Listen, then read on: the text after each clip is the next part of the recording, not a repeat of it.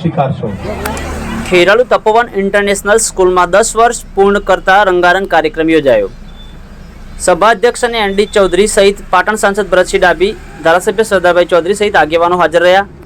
College મંડળના ઉપપ્રમુખ અશોકભાઈ દેસાઈ, બાપુ સહિત રામભક્ત પવનભાઈ ચૌધરી, રજાકભાઈ સિંધી જાગીરદાર અને તરુણભાઈ દેસાઈ વકીલ, વિનુભાઈ ચૌધરી પ્રિન્સિપાલ સહિત આગેવાનોએ સ્ટેજ પર સ્થાન લીધું। મહેમાનોનું ફૂલછડી અને મોમેન્ટો આપી સન્માન કરવામાં આવ્યું। મહેમાનોએ તપોવન ઇન્ટરનેશનલ સ્કૂલની કામગીરીને વખાણીને સહકાર આપવાની ખાતરી આપતા પ્રવચન આપ્યું। ગોવિંદા સ્કૂલ પાલનપુરના પ્રિન્સિપાલ અને તપોવન ઇન્ટરનેશનલ સ્કૂલના પ્રિન્સિપાલ મેડમે ખૂબ જ ઊંચું વક્તવ્ય આપીને વાલીઓના દિલ જીતી લીધા।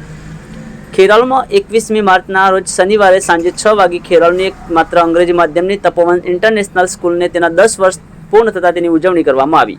અને લઈને બાળકોના હિતમાં સંસ્થા ખૂબ જ વિચારી રહી છે। વધુમાં વાલીશ્રીઓએ પોતે બાળકોની કૃતિઓને નિહાળી હતી અને સ્વેચ્છાએ ભેટ પણ લખાવી હતી। જે સંસ્થા અમારા બાળકો માટે આટલું કરતી હોય ત્યાં અમે પણ અમારો સહયોગ આપ્યા વગર કેમ રહી શકીએ તેમ જણાવ્યું હતું।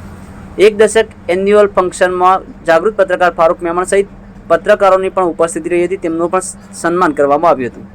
Online TV news Suresh Thakor સાથે ફારૂક મેમણ, ખેરાલુ। એમને રાખીને પછી નીચે હું આવું।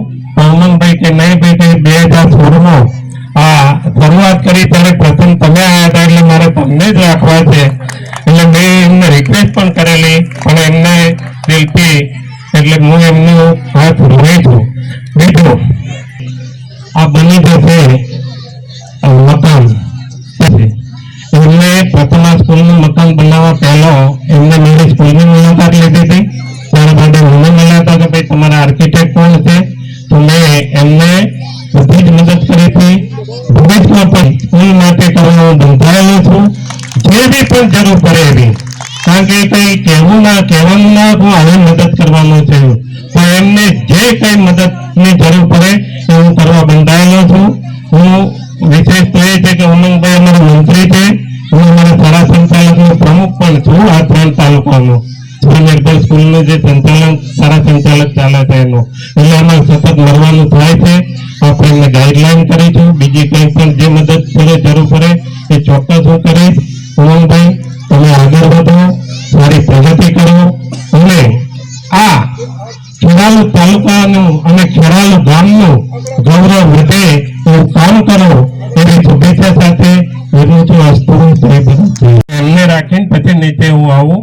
ઉમંગભાઈ કે નહીં ભાઈ કે 2016માં આ શરૂઆત કરી ત્યારે પ્રથમ તમે આવ્યા હતા એટલે મારે તમને જ રાખવા છે, એટલે મેં એમને રિક્વેસ્ટ પણ કરેલી, પણ એમને દિલથી એટલે હું એમનો હાથ રોઈ છું।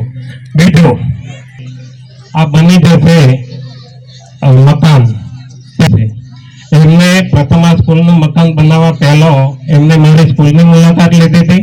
ત્યારબાદ મને મળ્યા હતા કે ભાઈ તમારા આર્કિટેક્ટ કોણ છે, તો મેં એમને બધી જ મદદ કરી હતી। ભવિષ્યમાં પણ સ્કૂલ માટે કરવા હું બંધાયેલો છું, જે બી પણ જરૂર પડે એવી, કારણ કે કઈ કહેવાનું ના હું હવે મદદ કરવાનો છે, તો એમને જે કઈ મદદની જરૂર પડે એ હું કરવા બંધાયેલો છું।